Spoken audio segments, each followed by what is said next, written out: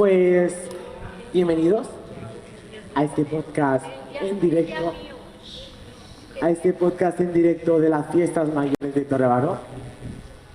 Yo venía aquí y me quería cuestionar una pregunta, porque habéis visto este cartel que pone Raíces de Periferia, y si no tenéis redes sociales, no sabréis qué es Raíces de Periferia. Raíces de Periferia es un proyecto que yo creé hace varios meses, casi un año.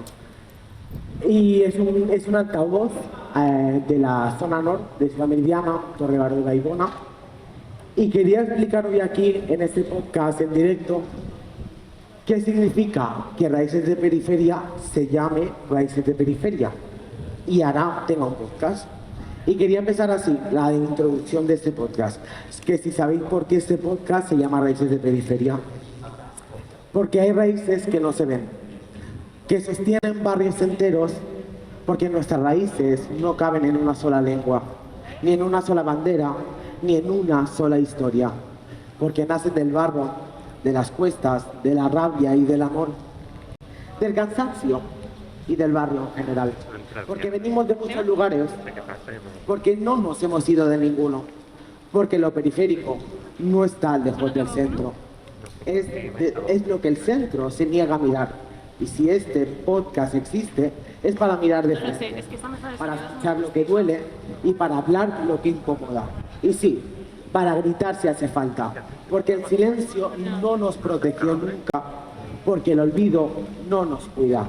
Raíces de Periferia se llama así porque no olvidamos de dónde venimos, porque cada piedra de Torrebaró, cada calle sin acera, cada casa levantada con manos que no salían en los mapas, nos recuerda que este barrio fue construido por personas migrantes, expulsadas por el hambre, por la falta de oportunidades, por un país que no supo acoger, pero tampoco impedir que lo levantaran.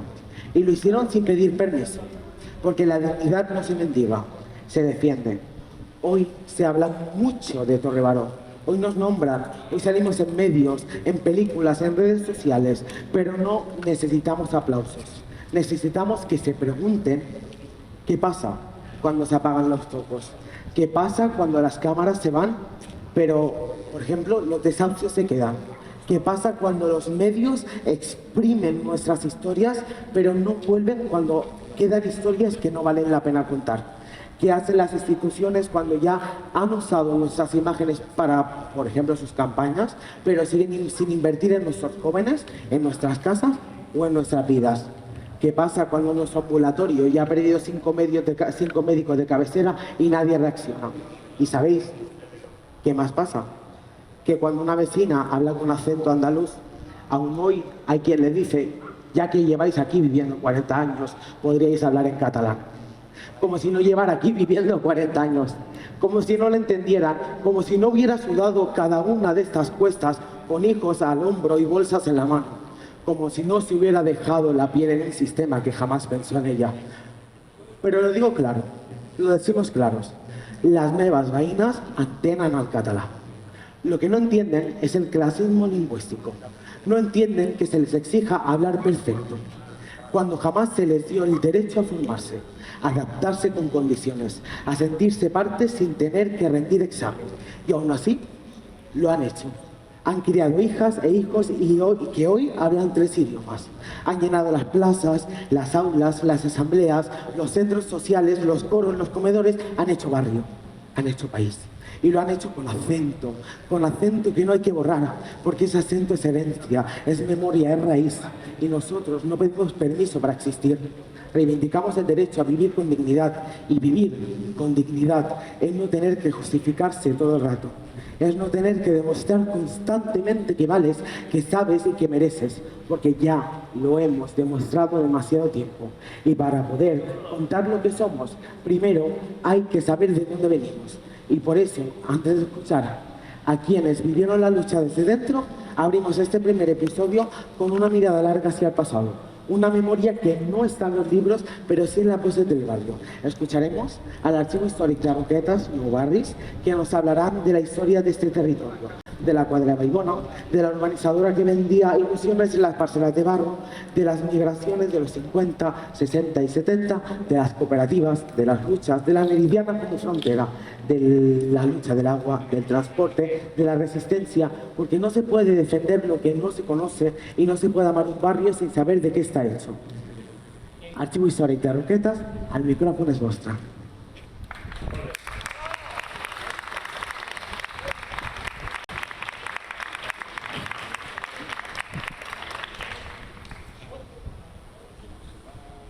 Hola. Hola, buenas tardes. Bueno, nosotros somos del Archivo Histórico de Roquetas Nou Barris y desde siempre hemos tenido un especial cariño por toda esta zona, que algunos dicen zona norte, y yo creo que tendría que decir Ciudad Meridiana, Balbona, Torrebaró, que no nos cambien los nombres de nuestros barrios. Entonces, claro, la imagen que tenemos de Torrebaró ahora a nivel de Barcelona, a nivel de España, es la figura del Manel Vital, pero el Manel Vital va a ser uno de más que va a tener la suerte de que un día van a realizar una entrevista al Manuel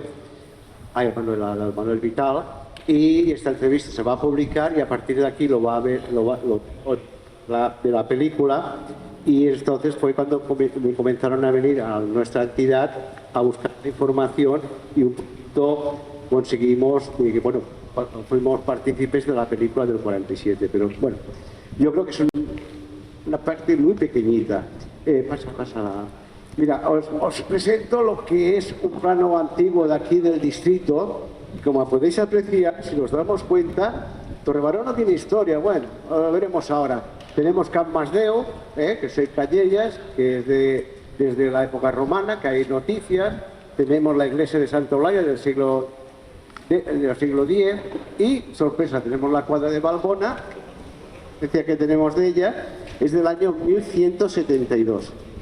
O sea que desde el año 1172 siempre ha habido aquí pequeña población, todo en base a Guillén de Argentona y lo que era la antigua, lo que va a ser la primera antigua Torrebaró pasada.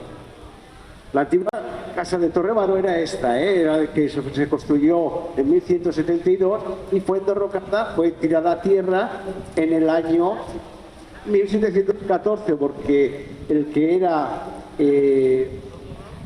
era propietario era partidario de los Austrias, y eso posibilitó que derrocaran lo que era el castillo de Torrebaró, que nosotros no lo hemos llegado a conocer. Esta fotografía la tenemos gracias a Clapés, a Joan Ansel Clapés, que era un historiador del barrio de Sant Andreu. Bueno, vemos ya la antigüedad, un poquito donde partimos, del siglo XII, y vemos ya también hay otros asuntos como son, porque tened en cuenta que Torrebaró no era Torrebaró, era la cuadra de Balbona. Era del pueblo de Sant Andreu, pero dependía del castillo de Montcada, o sea que había diferencia. Y bueno, es una primera época que lo que había aquí era el castillo de Torrebaró, el primario, y después lo que era el Rec Comtal, que bueno, no pasaba directamente por aquí arriba, sino por el barrio de Balbona, que hoy en día sigue existiendo el Rec Comtal, y que hubo problemas con Guillén de Argentona. Y bueno, todo esto tenemos referencias. Sí que está escrita la historia de Torrebaró. Había muchísima documentación. No digamos de que Torrebaró no tiene la historia escrita, porque sí que tiene escrita. Y bueno, y ya nos vamos al principio, damos un salto grande, vamos al principio del siglo pasado, decir que era muy conocida la Font Muguera. La Font Muguera era un sitio de encuentro de todo lo que eran Boy Scouts de Barcelona. O sea, y todas las agrupaciones de montaña venían a pasar a hacer las puntadas. Pues los domingos por la mañana era una zona muy conocida. También tener en cuenta de que era una zona un poco tenebrosa, también hay que decirlo, pero vemos como el 20 de abril de 1937 pasa algo singular, pasa en lo que es la barriada de Roquetas, hay de Roquetas de Torrebaró, y vemos aquí como se hacen unas maniobras que participaron 6.500 personas, unas maniobras militares. Estamos a punto de comenzar la guerra civil. ¿Ves pasando? Aquí veréis fotografías inéditas que no están muy vistas, que este es uno de los acueductos del Baix Baller. Pasa. Aquí otra fotografía que se puede ver la milicia, pues también con el acueducto.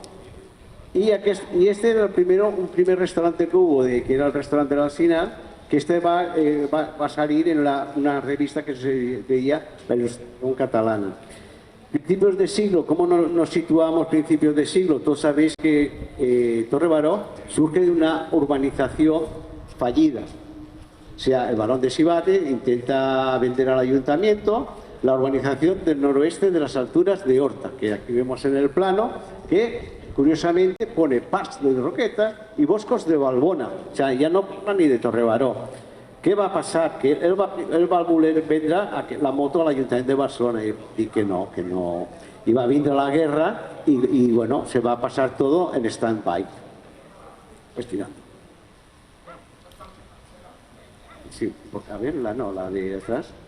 Bueno, y aquí ya, como podéis ver, ya podemos apreciar la segunda torre del Baró, que es la que está de la derecha, y la que conocemos actualmente, que es la única que se conoce, que es el castillo de Torre Baró, que se construyó en los años, la década de 1910 o algo así, ¿eh? Lo construyó un paleta del Sivatte y varios paletas de Sant Andreu.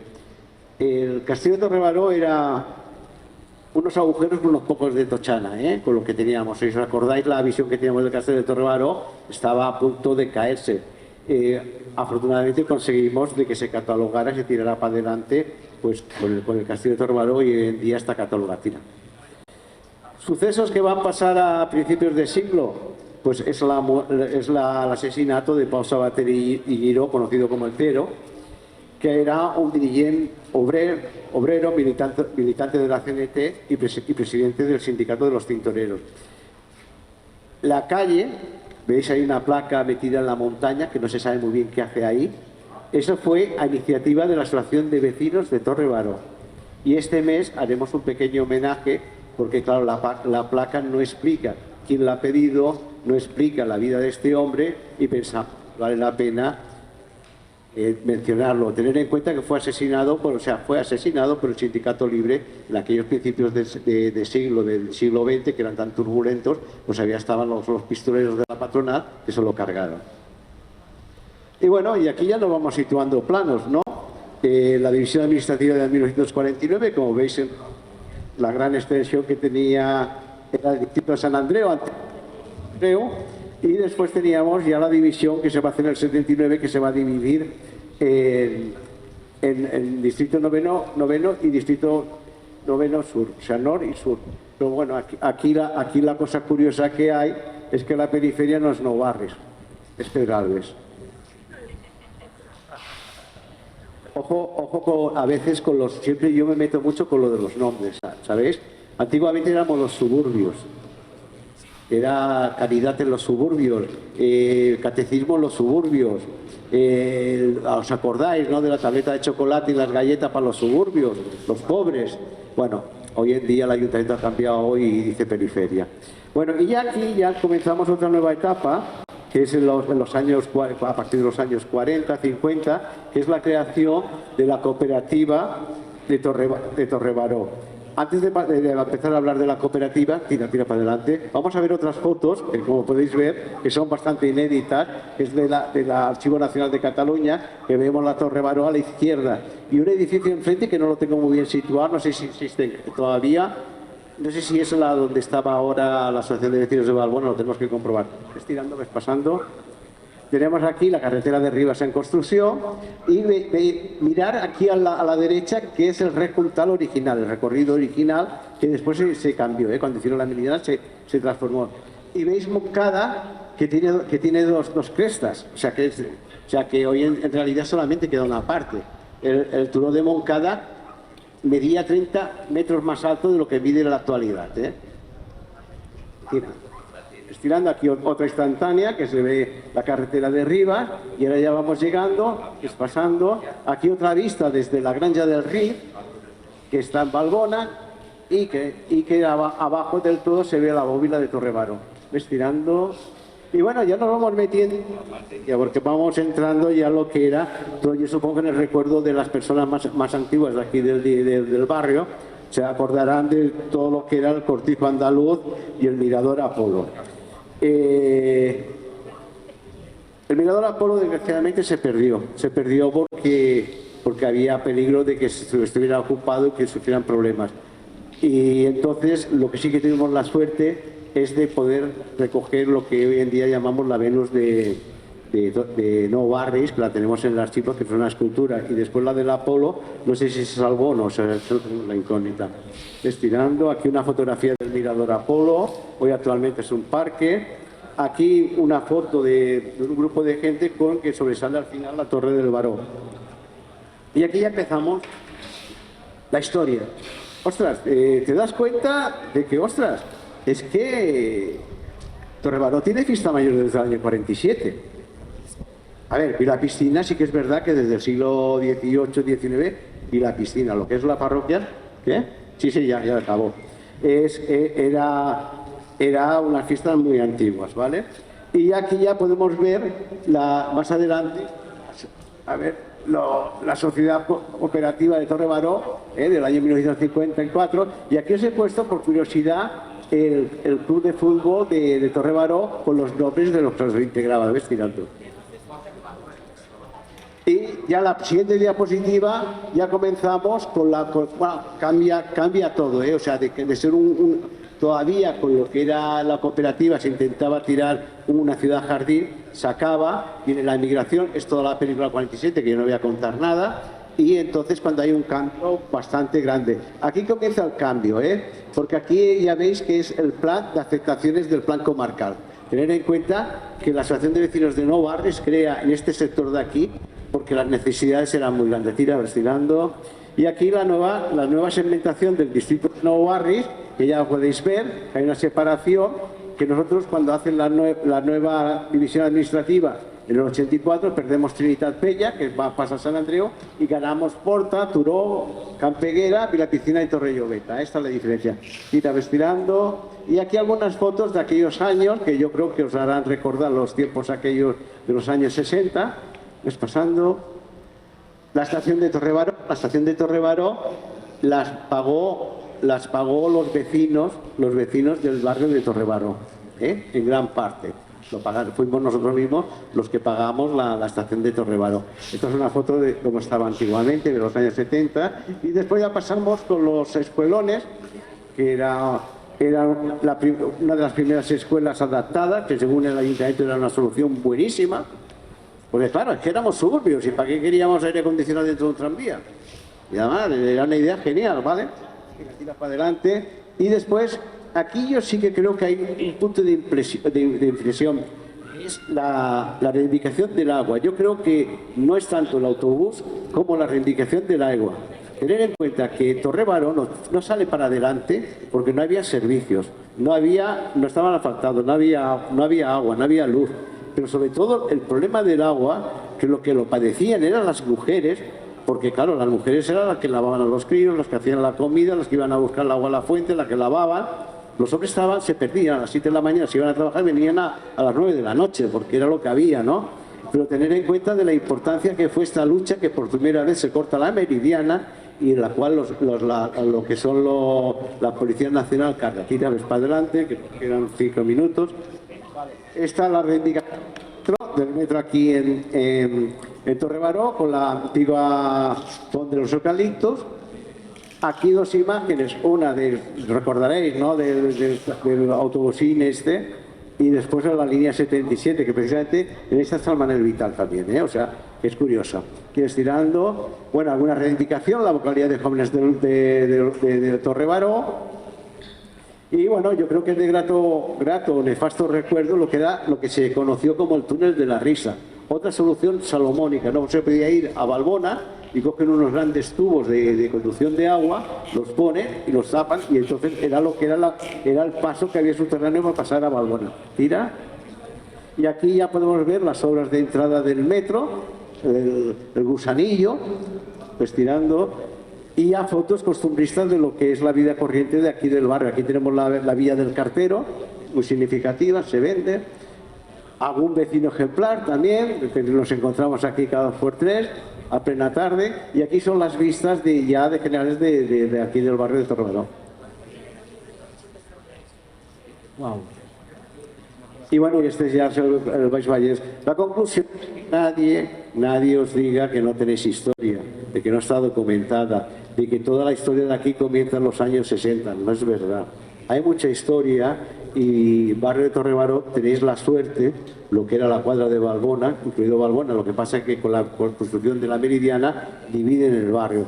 Entonces, tener en cuenta que la historia viene de muy lejos y también decir de que hay muchísimas personas detrás del autobús, hay muchísimas personas que lo secuestró el Manel Vital. Detrás del autobús había muchísima gente, muchísimos vecinos de aquí, de Torrebaró, sobre todo esta zona, Torrebaró y Balbona, que crearon y fueron capaces de crear la Asociación de Vecinos de Nuevo Barrio y poner nuestro distrito en el mapa, como un ejemplo a seguir. Seríamos trabajadores, pero éramos honrados y luchábamos por elevar nuestro nivel de vida. Era una utopía por tener una identidad propia. Muchas gracias. Muchísimas gracias, Artur. Qué guay. Qué bien que nos recuerden que en tiempos difíciles, ¿no? O en tiempos, Torrebaró sigue teniendo historia y siempre ha tenido historia. Pues damos paso a Gregoria, que Gregoria fue la primera mujer presidenta de la Asociación de Vecinos, y yo también le tenía una introducción que antes de que hablaran de feminismo en pancartas, ya había mujeres en Torrebaró que organizaban huelgas, que presidían asambleas vecinales, que sostenían familias enteras y barrios enteros. Y Gregoria, como ya he dicho, fue la primera mujer en presidir la Asociación de Vecinos, y no lo hizo buscando protagonismo, lo hizo porque sabía que si no lo hacían ellas, nadie lo haría por ellas. Hoy su voz es la de la experiencia, la de la dignidad sin ruido y la de quien nunca se fue y aún sigue luchando. Aunque no la vean en los focos, escucharla es un acto de justicia y de resistencia. Gregoria, gracias por venir. Este micrófono es tuyo.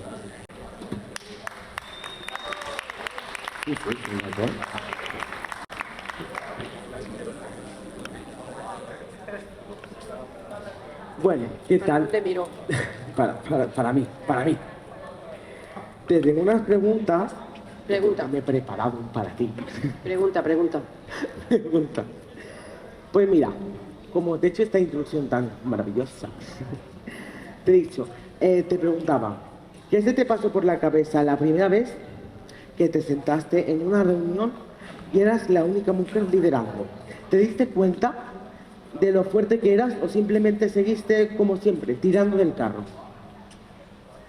Pues mira, la primera vez que yo me sentí presidenta mujer en la Asociación de Vecinos, me sentí orgullosa de ser mujer, porque creo que se nos tenía bastante olvidadas, que no estamos aún al 100%, pero se nos tenía muy olvidadas. Y en este barrio no iba de mujeres y de hombres, este barrio iba de dignidad, como has dicho antes, de un barrio. Y entonces cuando había que hacer cosas, se juntaban hombres, mujeres, niños, y no era algo que se tenía que diferenciar entre unos y otros. Sí es verdad que con el tiempo me di cuenta, porque yo llegué a presidenta después de llevar 15 años en la Asociación de Vecinos. Había estado de vicepresidenta, de vocal, y por circunstancias pues, llegué a ser presidenta y estuve 4 años. Y al principio no era consciente de lo que estaba haciendo, porque al ser algo, dijéramos, voluntario, parece que no tiene importancia. Y ves que tantas necesidades que hay en el barrio y tanta gente que hay con necesidad de mejorarlo y con necesidades básicas que no había y demás, pues te sientes como obligada de alguna manera a tirar para adelante, que no fue fácil, porque incluso muchos vecinos, algunos vecinos, cuando entré de presidenta decían, vamos, una mujer de presidenta, ¿qué caso le van a hacer en el ayuntamiento? O sea, que ya me señalaron con el dedo porque era una mujer. Y yo creo que en ese periodo se hicieron cosas muy valiosas, porque teníamos reuniones con urbanismo que venían a la asociación de vecinos, que ya se hacían de antes, ¿vale? Pero llegamos a traer hasta un notario a la asociación de vecinos para que se hiciera un sorteo de 17 viviendas que quedaban en la calle Martorell de expropiaciones, que no llegaron a ocuparse, y entonces se pidió que fueran para los vecinos del barrio, y vino un notario a la asociación de vecinos y desde la asociación de vecinos se hizo el sorteo. Se firmó un contrato para que el 25% de las viviendas que se hicieran de protección oficial fueran para los vecinos del barrio, que no se han cumplido, ¿vale? Pero se firmó un contrato. Además, se han hecho muchísimas cosas que, oye, que el día a día se siguen haciendo, porque en el barrio, al estar, como se dice en la periferia, cuesta mucho de que se hagan las cosas, porque está escondido. Totalmente. Porque no... Yo pienso desde mi ignorancia que si la primera vivienda que se hizo aquí hubiera sido un tenista famoso, un cantante con dinero, esto hubiera sido un segundo Pedralbes. Pero como el que vino aquí hizo la primera vivienda era un pobre, pues ha llegado a ser pues un barrio de pobres. Totalmente. Y ahora preguntándote, porque yo te veo que lo dices todo con esos ojos como en plan que quieras o no te duele, porque me has dicho que te sentiste muy orgullosa de ser la primera mujer presidenta, pero quieras o no, os tenían olvidadas, y me lo has dicho, o sea, que os tenían olvidadas. Y la siguiente pregunta era, ¿qué te dolió más? Porque yo te veo y es que te sientes orgullosa, te sentiste orgullosa de sentir esa etapa, de pasar esa etapa como presidenta, pero la siguiente pregunta era eso, ¿no? Porque te tenían olvidada también, te señalaron con un dedo, de que no lo ibas de que creían que no lo ibas a hacer bien. ¿Qué te dolió más? ¿Las injusticias del barrio o el cansancio de pelear siempre contra todo? Pues me dolió más el que las administraciones pasen de nuestro barrio, porque a fin de cuentas el que piensen que una mujer no es capaz de hacer igual que un hombre en las instituciones, en las asociaciones y en todos sitios, creo que se está demostrando que no es verdad. Que las mujeres podemos estar en cualquier sitio. Totalmente. Y a la misma altura que un hombre.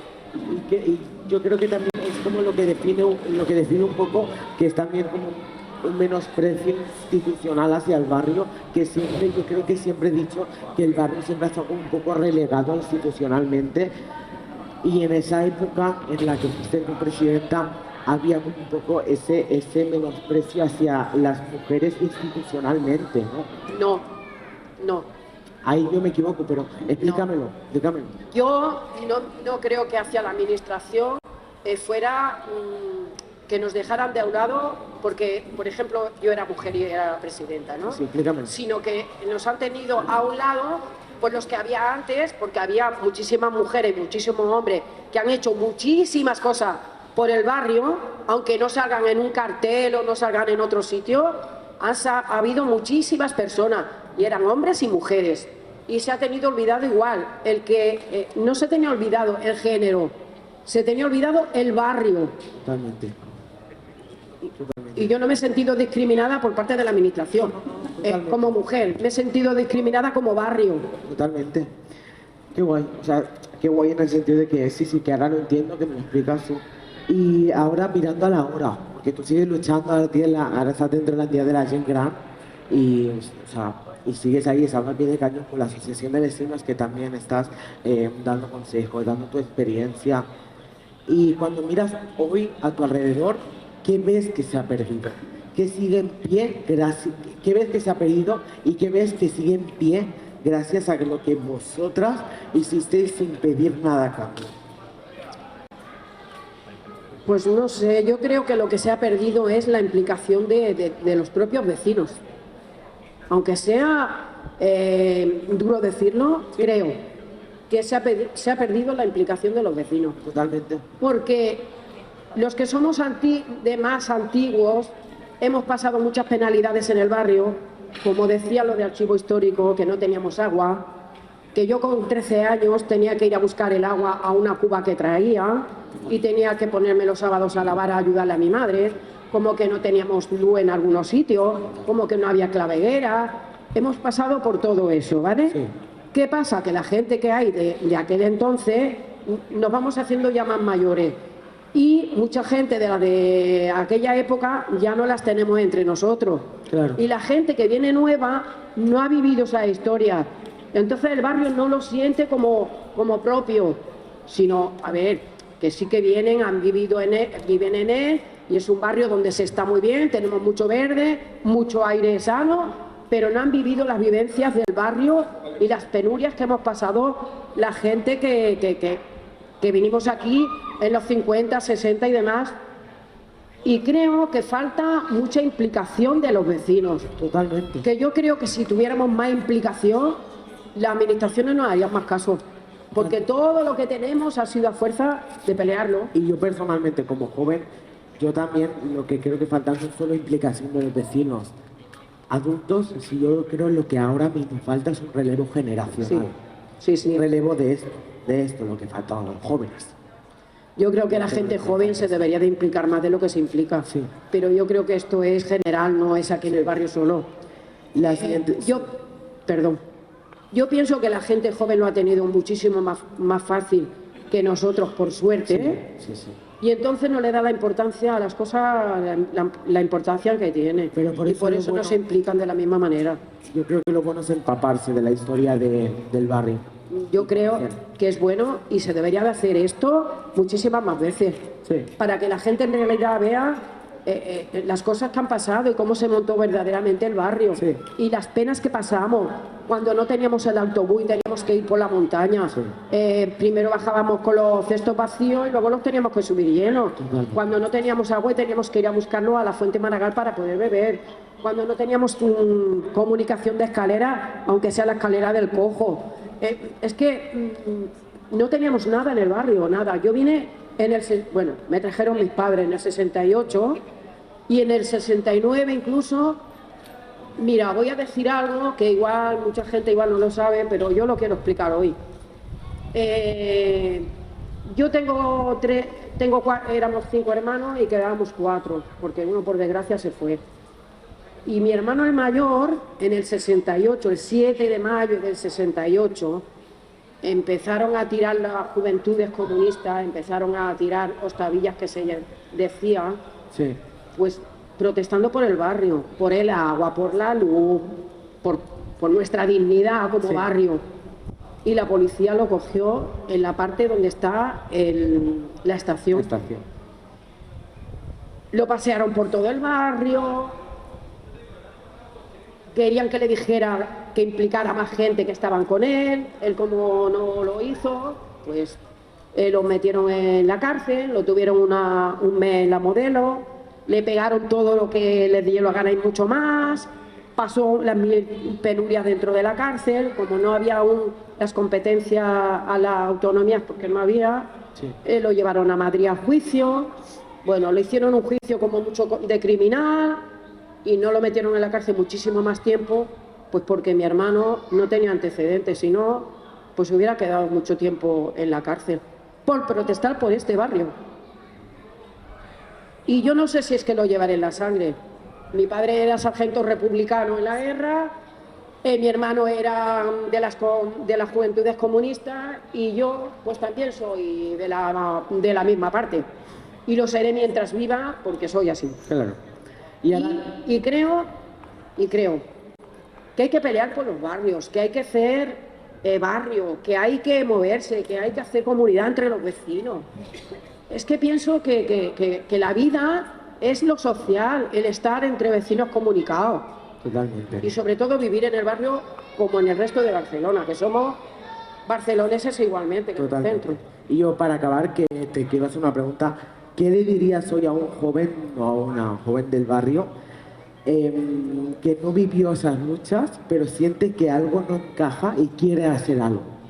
De verdad, ¿qué le dirías? Una verdad que le dirías sin filtros, ya me lo has dicho, pero una joven que quiere implicarse en su barrio, que quiere ir a luchar, pero no sabe cómo, no tiene esos medios, pero tiene este marca voz, tiene vecinas referentes, pero no sabe quiénes son? ¿Qué le dirías tú a esos jóvenes que quieren luchar por el barrio, pero no saben cómo? Pues yo le diría que vinieran a la asociación de vecinos, porque es la entidad que representa a todo el barrio. Y que pregunten, y que miren la historia del barrio, y que se empapen de las penas que hemos pasado, y que se empapen de que la juventud necesita estar vivo. Y yo pienso que el estar vivo, pues eso, es pelear por el barrio, por la dignidad de los vecinos, por vivir uno bien, pues con las necesidades básicas. Yo no estoy pidiendo, o no creo que tengamos que pedir, que nos pongan aquí un funicular, no, pero unas escaleras que comuniquen las calles, sí, y que nos asfalten las carreteras que no están urbanizadas, pues también, que nos hagan aceras donde no hay, pues también, en los trozos que se pueda. Que no son oscuras, ¿no? Es que tampoco es que estamos pidiendo que nos hagan, que no queremos que nos hagan Santa Coloma, por ejemplo, que no tengo nada en contra, me refiero de masificación. Pues Gregoria, muchas gracias. Pues a ti.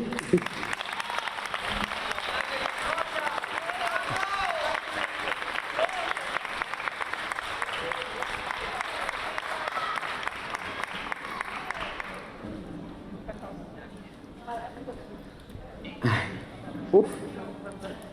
Hay historias que duelen porque se han contado mal, porque se han tergiversado, porque se han ocultado, porque se han ocultado, porque se han tergiversado o porque se han contado mal. Manuel fue vicepresidente de la Asociación de Vecinos en los años duros, cuando alzar la voz podía tener consecuencias.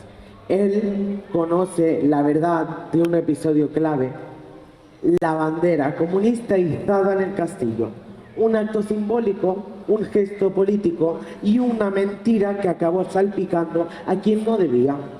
Hoy Manuel viene a hablar sin miedo, porque callar también es cargar con injusticias ajenas. Este barrio no nació para callar, y gracias a Manuel por sostener la memoria sin disfrazarla. Te escuchamos. ¿Qué tal? Buenas tardes. Hola, buenas tardes. ¿Cómo vais? ¿Cómo estás? Muy bien, muy bien. Acércate un poco al micro. Sí, muy bien. Pues mira, te iba a hacer unas preguntitas. Bueno, yo me llamo Manuel Gómez, tengo 80 años. Joder, y nos conservamos súper bien, Ando por estos barrios desde el año 62 en Baigona, en la asociación desde el año 68 en Baigona, el número 12 de la asociación. Aquí en la Torre Barón, pues cuando ya nos pasemos aquí, pues también está siempre metido. Antes, hace ya mucho tiempo que ya no tiene uno la fuerza que tiene uno que tener, y entonces pues ya no llegamos a tanto. Pues mira, te iba a hacer una pregunta, ¿vale? Que dice, ¿cómo se vive sabiendo que alguien a quien respetabas tú mucho fue señalado por algo que no hizo y que tú sabes la verdad desde el primer día? Eso de la bandera. Bueno, mira, yo lo de la bandera, eso ha sido un secreto de hace muchos años porque no se podía disimular en aquellos momentos. Ahora ya, pues bueno, se puede decir cosas, ¿no? Claro. Se puede decir todo lo que tengamos que decir y no pasa nada. Claro. Pero la bandera no fuimos muchos las que la pusimos. La bandera fueron 5 personas, fuimos 5 personas los que pusimos la bandera. Y colaboración de la bandera, pues sí que había a lo menos 3 o 4 mujeres.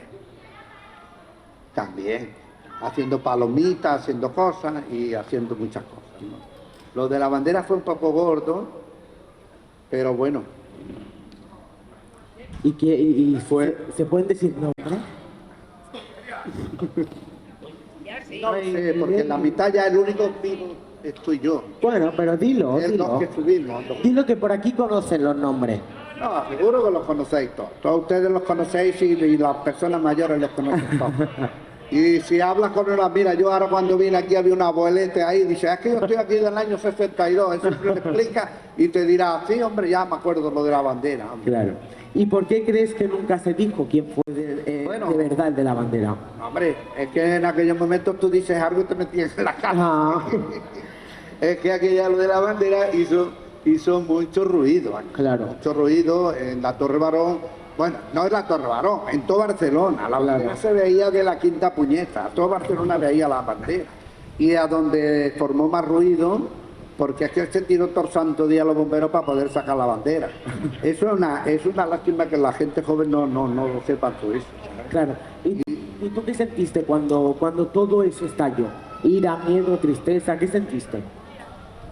Hombre, a mí yo te puedo decir que te da alegría cuando haces algo que no haces. Con ninguna de las tres, ¿eh? Sentiste alegría. Tú date cuenta que bueno, allí hubo uno muy valiente, que subió arriba del todo. Porque había unos pocos que nos quedábamos más bajos y otro que subió más para arriba.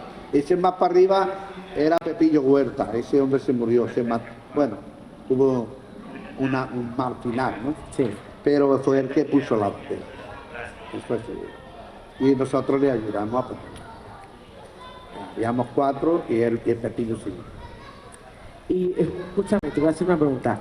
¿Crees que el barrio ha sabido cuidar su propia historia o hemos dejado que nos la cuenten otros cómodamente? Porque la gente sabía lo de la bandera, la gente, pero nos la han contado como han querido. Pero el barrio mismo lo ha guardado. Pero nosotros hemos dejado que nos lo cuenten como han querido, pero nosotros no lo hemos sabido. ¿Tú crees que no lo hemos sabido guardar bien o hemos dejado que nos lo cuenten como han querido? No, yo pienso que hay cosas que no se podían decir, claro, y se guardó muy bien.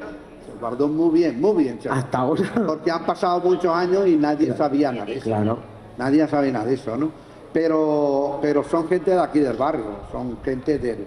No quiero decir nombres porque... No pasa nada, no pasa nada.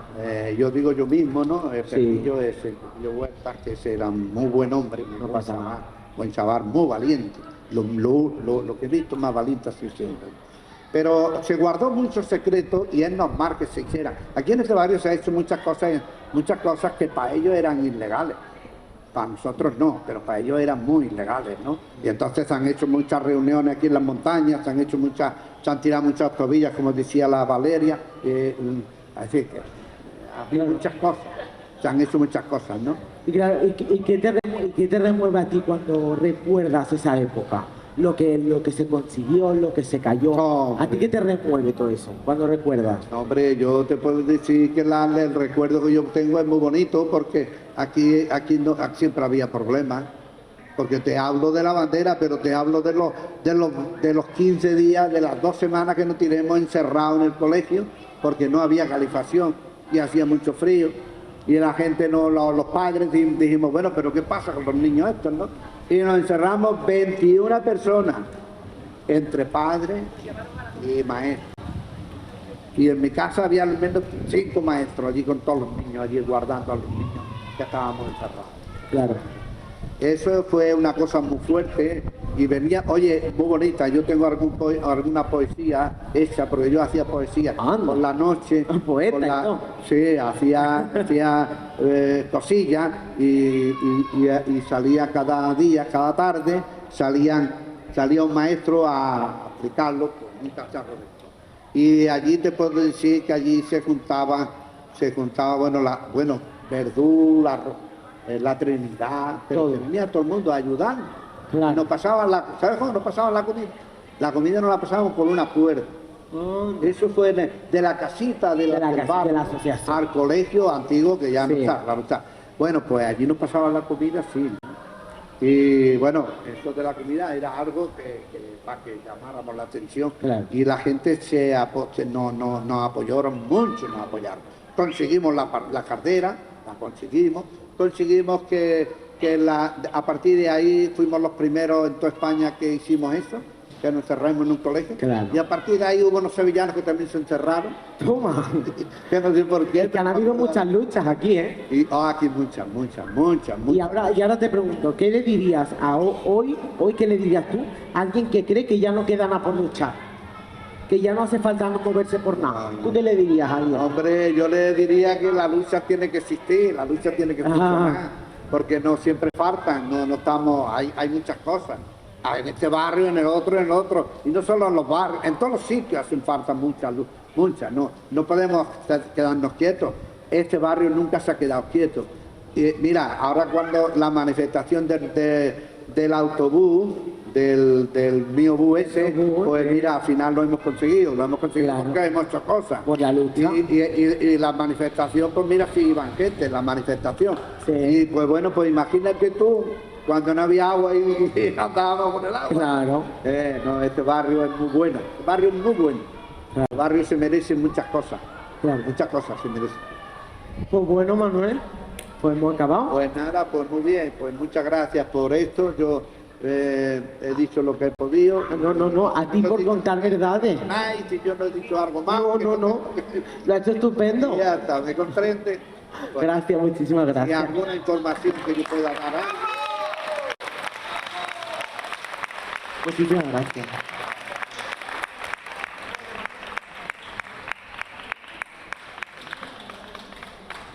Bueno, pues las historias del barrio no solo la vivieron los adultos, también la vieron, la sintieron, la sufrieron los niños. Y José Manuel, conocido por todos como Rope, estaba dentro del autobús 47 el día que fue secuestrado, simbólicamente por los vecinos en una acción de protesta histórica. Hoy él ha revivido ese momento como actor en la película El 47, por lo que pero lo que nadie pudo representar como él es lo que se siente el ser parte real de esta historia.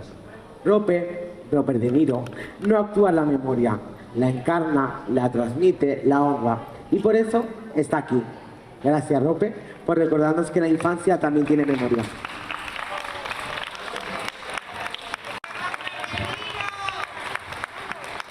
Buenas noches. ¿Qué tal? Muy bien. Bueno, pues te quería preguntar que ¿tú te acuerdas de verdad de ese día del secuestro del bus? ¿Qué sentiste? Yo de secuestro de bus tenía 14 años y era domingo y estábamos jugando en la calle a la pelota. La calle era toda de tierra, no como ahora, y escuchábamos ruido por la parte alta de Torrebaró y nos asomamos así, hostia, un autobús rojo, grande, y salía humo negro porque tenía todos los cables mirando para arriba y nos paramos. Ya salió mi madre, mi abuela, salieron los vecinos y a la altura de la fuente, ahí fue donde se montó mi madre, mi abuela, mi tía Rosy también iba, pero mi tía Rosy iba delante andando, con muchos vecinos. Y ya está, eso es lo que reconozco. ¿Y te dio miedo o lo viviste como una aventura sin entender Bueno, qué pasaba? como era un crío de 14 años, recién salido de GB, claro que me dio miedo, porque entonces la policía pegaba palos. Claro. Y claro, no sé, un poco de miedo. ¿Y qué te dijeron tus padres después? ¿Tú supiste en algún momento que estabas viviendo algo histórico o luego te lo contaron tus padres? No, me lo contaron mi tía, me lo contó mi madre, mis amigos de la asociación de vecinos de aquella época, que eso era algo histórico para el barrio, y una electricidad. Claro. Y ahora hablando de la película, ¿qué fue eso de participar en la película tantos años después? Esto fue, vamos, yo qué sé, una nube. Claro, pero ¿te emocionó? ¿Te dolió las dos cosas? Me emocionó mucho y llorando, y estoy Claro. llorado. ¿Sentiste que lo viviste como de niño que se repetió, como ese niño que se respetó en la peli? Sí. ¿O que se suavizó demasiado? Hombre, hay cosas en la película que no son verídicas, Claro. que no salen. Pero a mí me dolió mucho, porque no salieron cosas. ¿Qué te hubiera gustado que se viera más? Tuviera la lucha contra el agua, la lucha vecindaria con las luces, con las cloacas, o sea, lucha de barrio. ¿Crees que hoy se entiende realmente lo que fue aquel secuestro simbólico en la película? O sea, ahora lo han visto actores, actrices, lo han visto de Andalucía, lo han visto en el mundo entero, en Europa, lo han visto todo, o sea, todo el mundo sabe la existencia de Torre Baró. Pero se entiende, o sea, el mundo entero entiende el secuestro simbólico, el acto político que es ese secuestro para Torre Baró. ¿Tú crees que lo entiendan? Yo creo que sí. Torre Baró ha sonado ya en todo en el mundo, por la película y por las vivencias de aquí del barrio, ha sonado muy fuerte. ¿Y con la película tú crees que se refleja ese? Sí, se refleja algo. No se queda como una historia curiosa sin contexto, ¿no? Me queda como una historia verdadera, emocionante. Mi vida en Torre Baró, en mi barrio, En mi barrio. con los vecinos, que los quiero a todos un montón. ¡Ole! Viva la asociación, viva Torre Baró. Y a mi madre que está en el cielo, ¡Ole!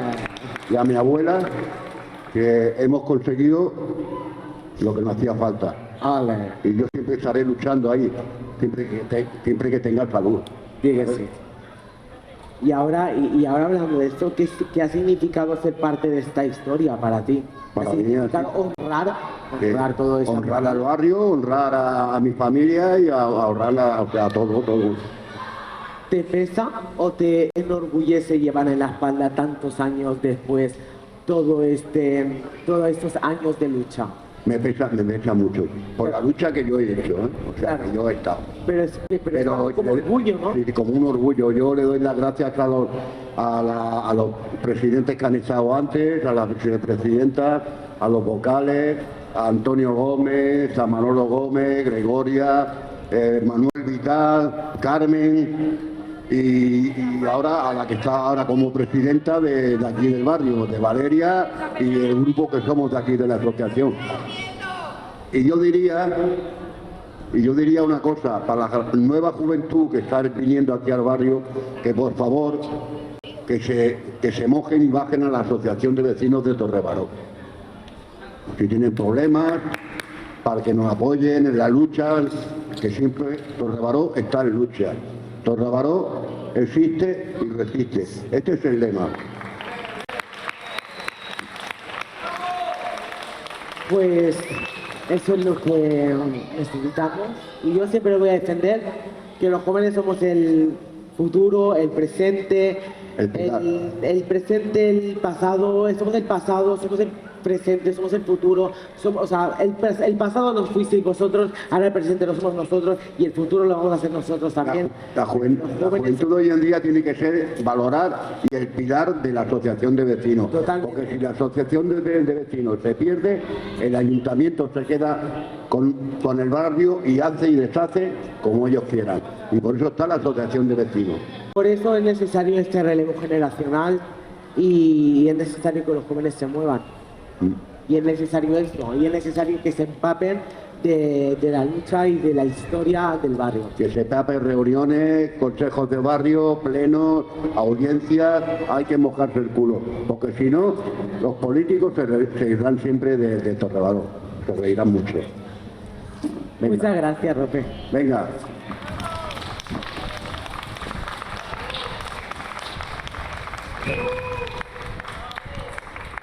Y ahora sí, Valeria Ortiz.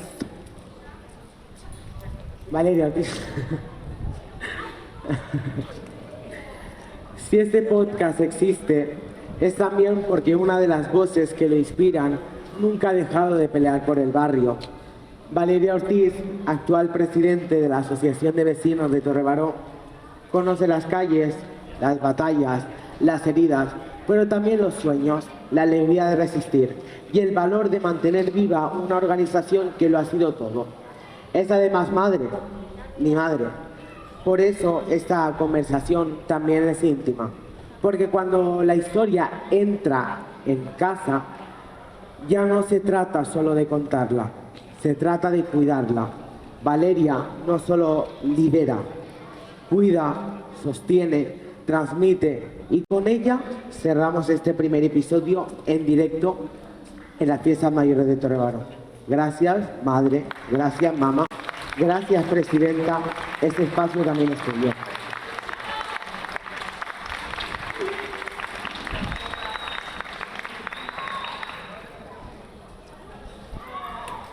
Hola. Bueno, pues lo primero que te quería preguntar es ¿qué te pasa por dentro cuando piensas que hoy eres tú la que lleva la pancarta después de todo lo que pelearon los de antes? Yo creo que no soy yo la que lleva esa pancarta. Creo que yo estoy cogiendo un trocito de la pancarta que llevan todos los vecinos. Qué importante, ¿no? Soy yo, pero además es comunitario todo, ¿no? Además somos muchos.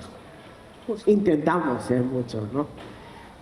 ¿Qué es lo que más te inspira de las vecinas, de los vecinos que levantaron esto con las manos sin miedos y sin nada? Yo creo que somos muy pocos, pero con fuerza de muchos. Yo creo que tenemos la fuerza de los de antes siendo tan pocos. Yo creo que tenemos las ganas de pertenecer a algún sitio o que nuestro barrio realmente pertenezca a la gran Barcelona, que es a esta Barcelona cosmopolita, a esta Barcelona que es tan grande que todo el mundo quiere venir a verla, pero que parece que solo se pone bonita detrás de no barrios y todo lo demás aún no se pone tan bonito. Claro. ¿Cómo has vivido tú el relevo generacional o cómo quieres vivirlo? ¿Te sientes acompañada por la gente joven o a veces parece que cada quien va por su lado? Yo creo que es difícil el momento de mirar Torrebaró de manera comunitaria, ¿no? Vivimos ahora mismo en un mundo que va así, va súper rápido, y pararte para mirar qué le pasa a tu vecino es muy difícil, pero sí que es verdad que los que estamos queremos estar, los de antes quieren seguir estando, y yo siempre lo digo, o sea, no me atrevería jamás a hablar de la historia de Torrebaró sin ellos, sin los que sí que han hecho historia en Torrebaró. Yo simplemente ahora mismo pues soy una cara visible, por decirlo de alguna manera. Quizás tengo un poquito más de fuerza, pero no ya ni siquiera por la edad, simplemente por la rabia de decir, jolín, ¿por qué mi vecina tiene que estar quejándose por el autobús? Que yo no lo cojo, pero me da mucha rabia escuchar de qué pasa aquí, o salir a la puerta de mi casa y estar a oscuras y ver que pedimos cosas que son, no sé, o sea, yo soy boliviana, soy de un país tercermundista y pocas veces se me ha ido la luz en mi casa. Y aquí en Europa, en la Gran Barcelona, se me va la luz muchísimo. Y entonces eso es lo que te hace tener fuerza, ¿no? La rabia de, jolín, ¿por qué? ¿Qué está pasando que nadie lo está viendo? ¿Qué es lo que más te cuesta hoy? ¿Qué pelea sientes, qué pelea, qué lucha, qué reivindicación sientes que es la más presente ahora en Torrebaró? La de pertenecer, la normalidad, la de tener luz siempre, la de que el transporte público funcione bien, la de que no hayan fugas de agua. Ahora mismo en San Feliu de Codines tenemos una fuga de agua bastante grande que tenemos aquí trabajando a gente. O sea que yo creo que la mayor lucha es la de la dignidad de este barrio, ¿no? De que funcione todo con normalidad, que pueden fallar cosas, está claro, pero no pueden fallar las mismas cosas tantas veces, tanto tiempo. Como madre. Esa es una lucha más grande, ¿eh? Perdón.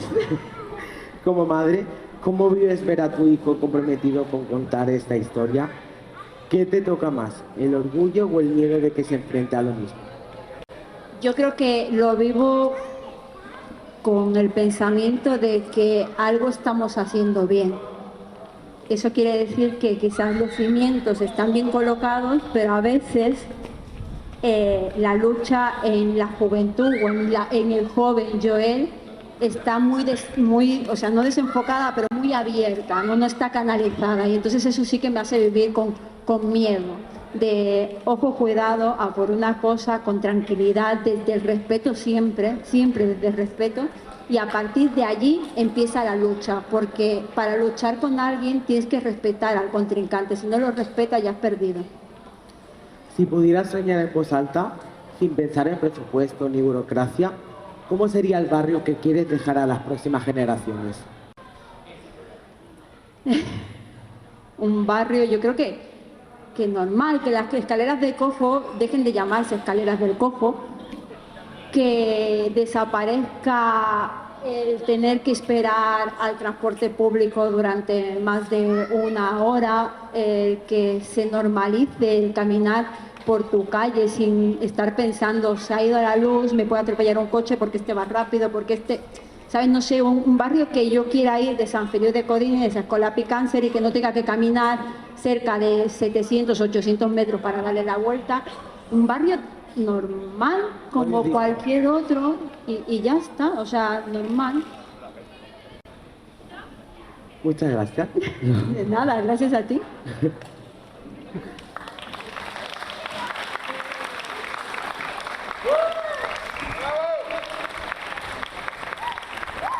Pues hoy no cerramos un podcast, cerramos un acto de memoria viva por los que habéis escuchado, pero es que porque lo que habéis escuchado no son historias del pasado, son semillas del presente, son advertencias para el futuro. Gregoria nos recordó que las mujeres llevan décadas liderando sin esperar aplausos, aparte de que el archivo nos recordó la historia, la verdadera, la que está escrita de Torrebaró. Gregoria nos recordó que las mujeres llevan décadas liderando sin esperar aplausos. Manuel nos desveló verdades silenciadas. Rope, José Manuel, nos enseñó que la infancia también tiene memoria. Y Valeria, que la lucha no se hereda, se elige cada día. Este episodio no va de nostalgia, va de justicia, porque hay quien nos quiere en silencio, invisibles, agradecidos, con miedo a molestar, pero ya no. Hoy decimos que la periferia no necesita permiso, necesita recursos, necesita respeto, necesita que se escuche sin filtros lo que gritan nuestras calles cuando nadie las graba. Y sí, este podcast sirve para algo que sirva para eso, para que nadie diga nunca más que aquí no pasa nada, para que se sepa que aquí pasan muchas cosas que pasan desde hace generaciones y que siguen pasando, porque lo nuestro no fue un milagro, fue organización, no fue suerte, fue estrategia, asambleas, cansancio y dignidad. Ese barrio no se rinde, ese barrio no se vende, ese barrio no pide perdón por hablar con acento y no olvida.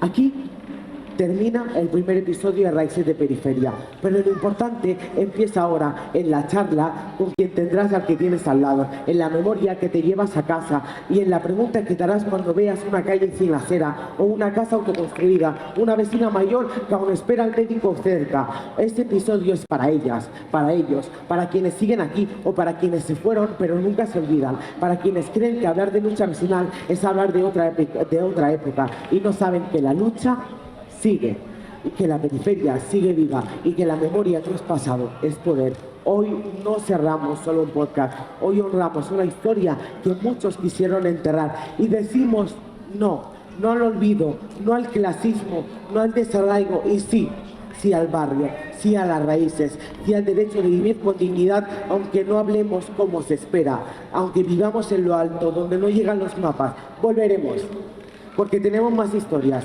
más heridas, más orgullos, más verdades por contar. Y si no nos escuchan, gritaremos. Y si nos silencian, volveremos a tomar la palabra. Porque eso hacemos en Torrebaró, porque eso hacemos en la periferia. Gracias por estar. Gracias por mirar, gracias por no olvidar. Raíces de Periferia, con memoria, con acento, con amor. Hasta la próxima.